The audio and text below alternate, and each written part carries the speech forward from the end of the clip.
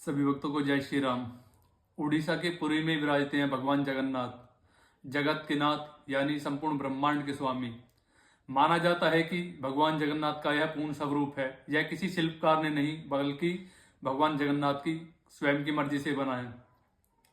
एक बार मालवा के राजा इंद्रदुमन के सपने में उन्होंने भगवान विष्णु को देखा और उन्हें आदेश मिला कि समुद्र के किनारे पर एक दिव्य लकड़ी दारू ब्रह्मा आपको मिलेगी और उसी से मेरी प्रतिमा या मूर्ति का निर्माण कराओ। कुछ समय पश्चात मालवा के जो राजा थे इंद्रदुमन, उनको समुद्र के किनारे पर एक लकड़ी मिली जो बहुत पवित्र थी और बहुत ही दिव्य चमकदार थी। वो ना गलती थी, ना सड़ती थी और ना डूबती थी।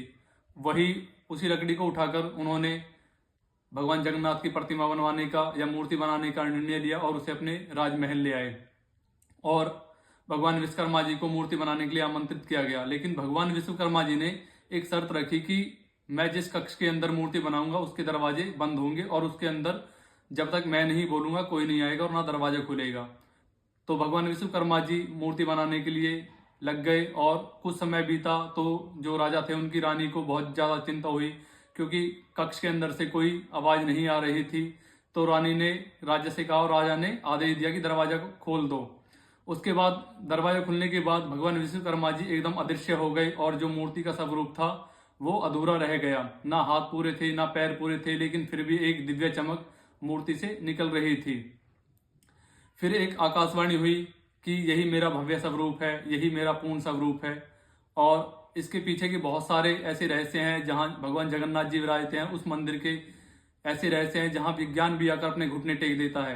कहा जाता है कि और माना जाता है और ये सार्वभौम सत्य भी है कि भगवान जगन्नाथपुरी का जो मंदिर है उसका जो ध्वज है वो हवा की विपरीत दिशा में लहराता है और मंदिर के ऊपर कोई पक्षी नहीं बैठता।